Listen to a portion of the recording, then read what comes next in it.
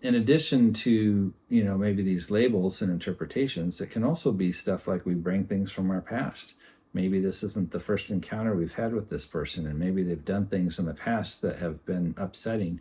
And now maybe the one thing they did in this particular moment isn't actually all that bad, but we're kind of bringing all this baggage with us into this moment, and that's causing us to have the kind of emotional reaction to it.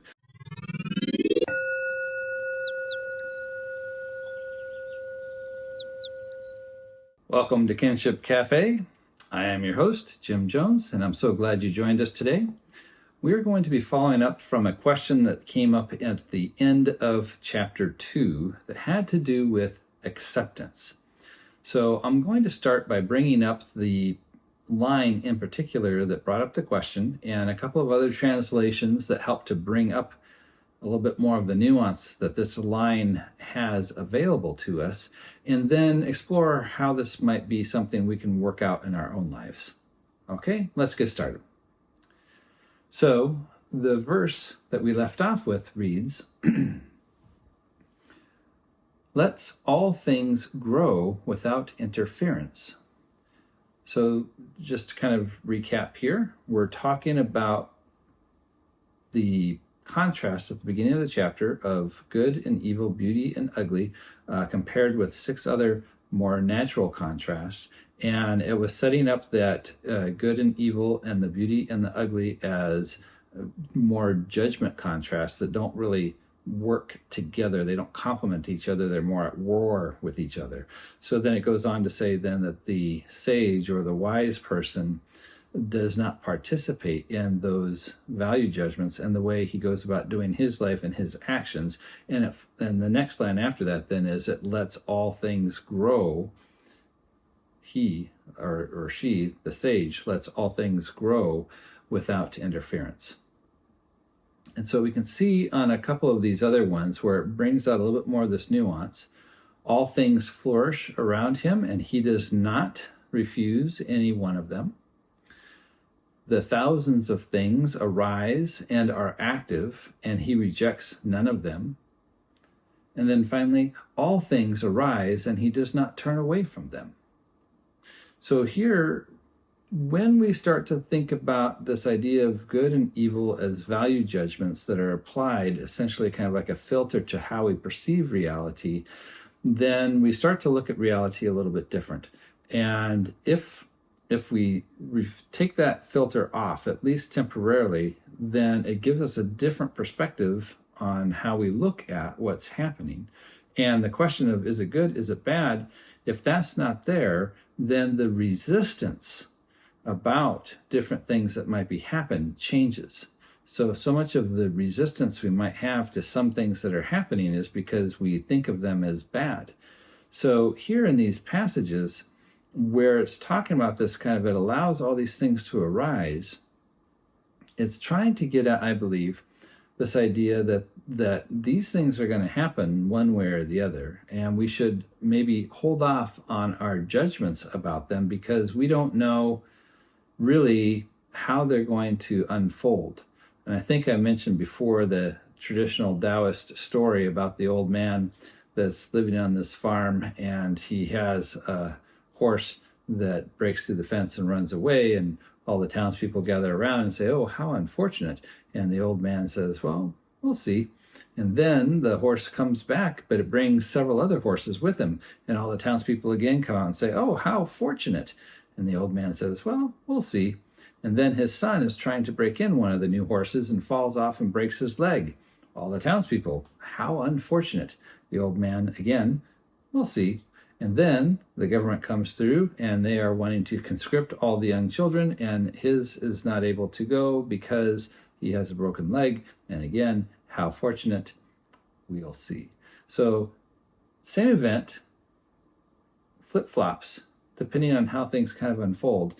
His perspective was to step back, basically saying the story isn't over yet. We need to wait and see how things finally unfold, at which point we won't actually be here for that final unfolding. But that was one way of shifting that perspective that allowed him to receive these different things that were coming without the value judgment of, is this a good thing or a bad thing? So what we find is that it's not just Taoism that wrestles with this idea of how do we become more how accepting of these things as they unfold. We see this in a lot of traditions, and it has to do with this idea that we don't have any control over some of these things, maybe everything. So if it's not up to us, if it's going to unfold the way that it does, one way or another, then maybe that's one of the things that we need to kind of let go of, how we attach ourselves to that kind of an outcome. And we can see this kind of an idea even show up within something like Stoicism is very big on this, which is probably, the underpinning or the beginnings of how we get to something like cognitive behavioral therapy and the like. So let me just kind of look at a couple of other quotes that show how the same kind of idea comes through in other philosophical or religious practices. So this is from Epictetus. It says, if there is only one road to happiness, let this rule be at hand morning, noon, and night. Stay detached from things that are not up to you. So here we've got this idea that if we're not clinging on to these outcomes of things that we don't have control over, that from the Stoic perspective, this is one of the things that's going to bring us happiness. So they would have a very strong concern about determining what's under our control, what's not under our control. The famous passage, interestingly enough, used both within Stoicism, within Hinduism, and also within Taoism, uses an archer as an example, where the archer, we could say, is training hard, and maybe in more, let's say, a contemporary American context, it'd be all about how do I win this competition? I need to win, so I'm going to train hard, I'm going to get the right tools, and so forth. Each of these other traditions would then say, well, you need to not be connected or attached to the outcome. You might prefer that outcome over the other, but you don't actually have any control over that, so you need to kind of let go of that attachment. The things you have control over is how much you're going to train, how hard you train, what kind of equipment you get. But by the time you get to the point where you let go of that arrow, you've no longer any control over what's going to happen. You could have a big gust of wind come through. You don't have any control over who your competition is, how talented they are, how much they've trained, what equipment they purchased. So if we remain committed or attached to the things we have control over, then we can always feel like, yes, I did my best and I performed up to my par.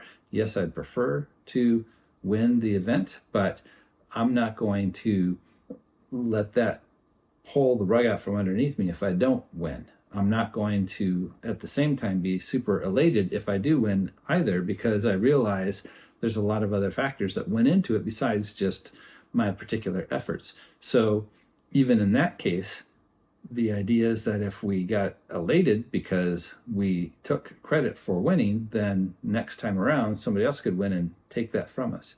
And we saw this too at the end of chapter 2, where it says that the sage doesn't take credit, so the credit can't be taken. So this is kind of a similar idea. Another well-known prayer within Christian circles that's been adopted by 12-step programs it reads like this: God, grant me the serenity to accept the things I cannot change, and the courage to change the things I can, and the wisdom to know the difference. Really sums up a lot of kind of what we're talking about here with this idea of acceptance. But it's one thing to talk about how do we accept things. It's another, that we should accept things. It's, the other question is then how do we actually do it? So let's look at that a little bit now. So if we want to start down this road of learning how can we be more accepting of what is, then again, chapter 2 of the Daodejing starts with this idea that we get rid of these judgments, these human constructs that condition us to perceive the world in one way versus another, these good versus evil, the beauty versus ugly. And we try to not see through those filters. We may ultimately come to some conclusions along those lines, but we need to first see clearly. And this is really at the core, again, of what's behind a lot of Taoist thought, is simply this idea of how do we see more clearly what actually is? And from that, how do we kind of get on board? How do we work in harmony with that rather than trying to fight against it? So that would be the first thing. is recognizing that these judgments are there. They're filtering how we see things and intentionally working to not let those color the way we see the world. Next, we would see this idea.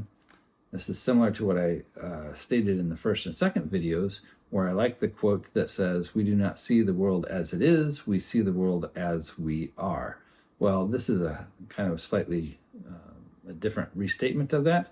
We don't experience the world, we experience our judgments of the world. And this is super key. And again, if we think about what's being talked about in chapter 2 here, this idea of good and evil, and that these are judgments that are superimposed, that are added to the perception, then how we experience whatever it is that's getting those labels is going to be affected by those labels. If we can remove those labels, then it brings about a whole different way that we experience these things that are just arising, that just kind of happen as part of this flow. So let's take it back again to one of the things we talked about in the first episode, which is about subjective experience and kind of this cycle. Lots of different techniques utilize the same kind of idea, and they all use different language. So this is just kind of my way of talking about this process of the subjective experience.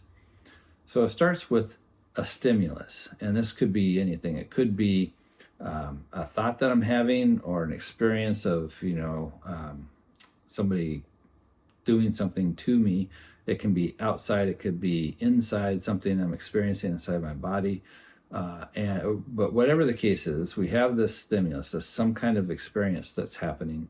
And then we have this emotional response that then feeds back into additional stimulus that essentially creates like this little feedback loop. I want to just point out here that I'm saying emotional response because emotions are the things that actually get us off the bench of making a decision to go one way or the other.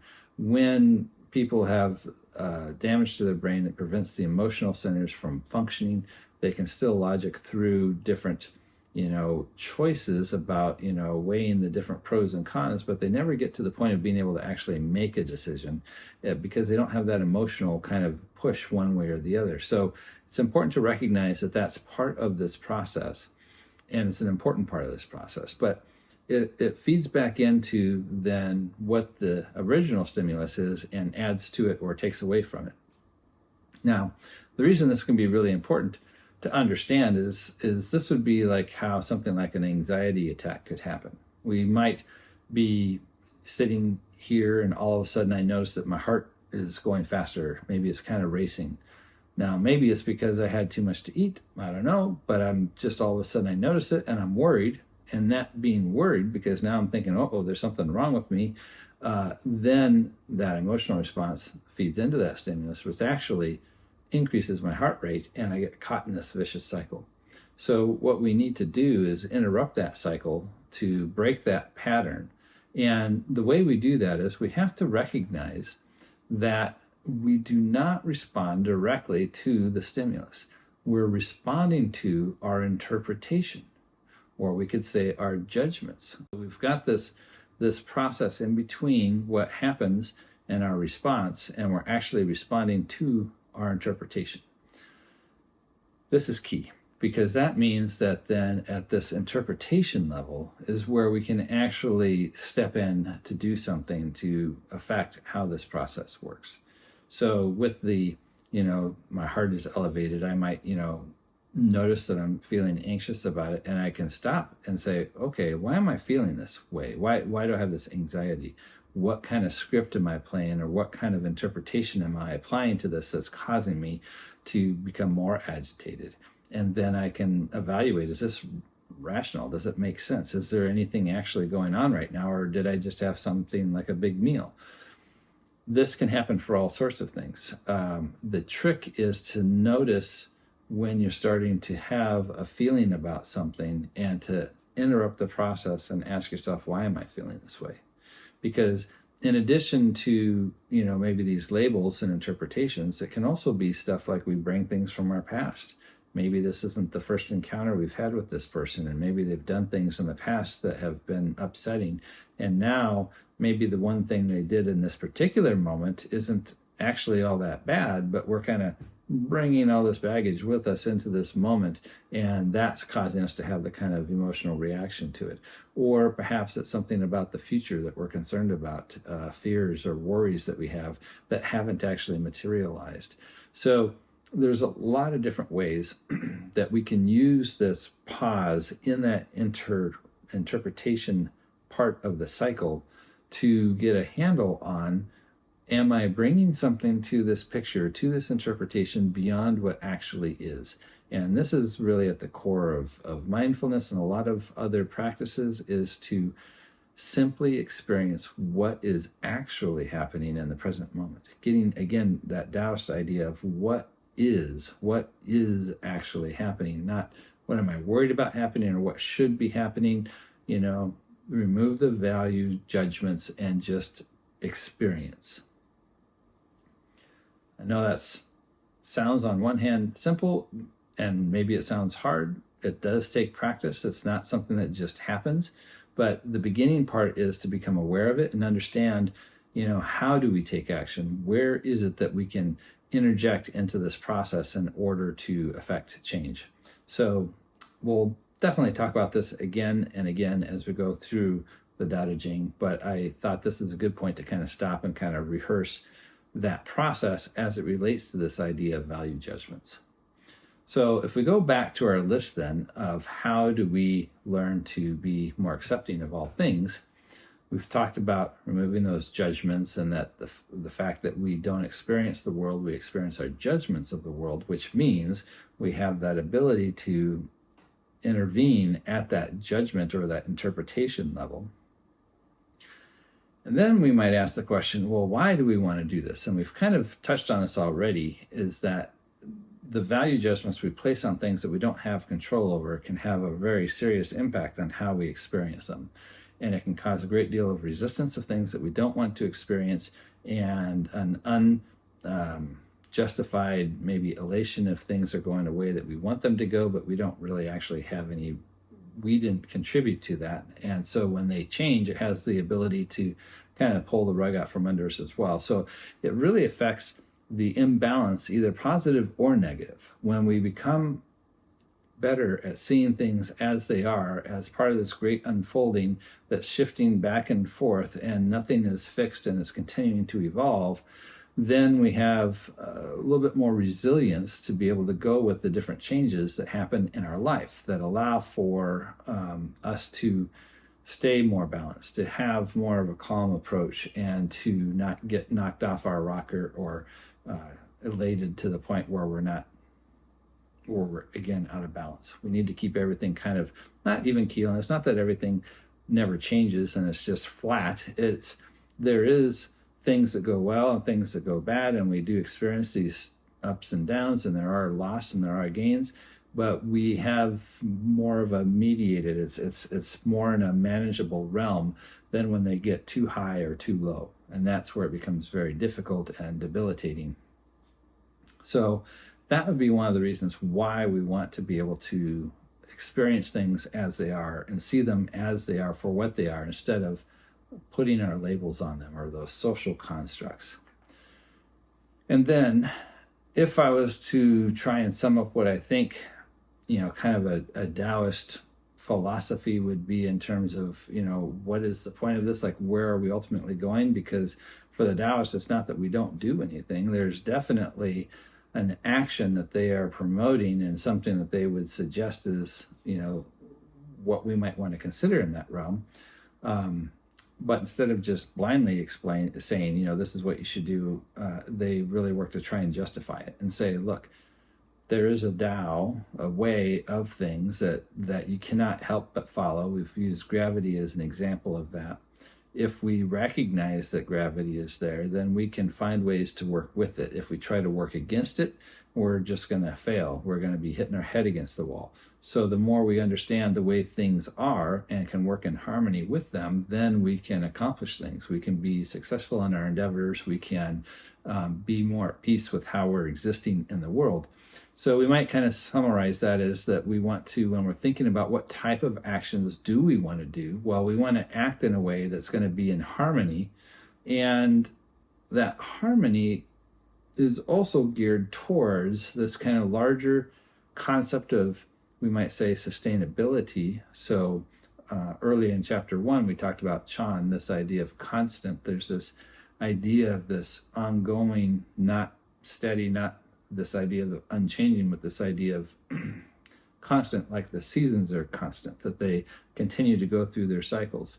And so we could kind of think about this almost in terms of sustainability, but when they look at sustainability, it's not just for humans, it's for the whole life community, because they kind of step above and back from simply looking at it from the human perspective, but kind of the whole, we might say, like ecological system in our modern day language. And how does that whole system work? And how do we work for harmony within that and sustainability within that? Because ultimately humans are a part of that. And there is no thriving, there is no surviving for humans if the rest of that system fails. So that's, I think, where they would say, once we're able to see things clearly for what it actually is, if we are going to take some kind of action, then the type of action we want to look at is something that's going to be in harmony with those natural processes and for the ultimate seeking of sustainability of that life community. Well, I hope this has been helpful, kind of stepping through this. I know there's a lot there, but we'll just kind of keep unpacking these ideas as we go. If you'd like to be part of our live discussions, because I can tell you our Friday Zoom call and our Sunday morning in-person meeting where we went over this material generated a lot of conversation. If you'd like to be a part of that, you can go to our website at www.kinship.cafe and sign up for the email address, and you'll get links with these videos, but also an invitation to both the Zoom, or if you happen to be in Southern California, our in-person meeting. And we'd love to have you there and have you participate in the conversation. If you like this video, please like it, subscribe, share it, comment. All those things help to sustain and keep the efforts going. And I hope to see you back next week. Take care.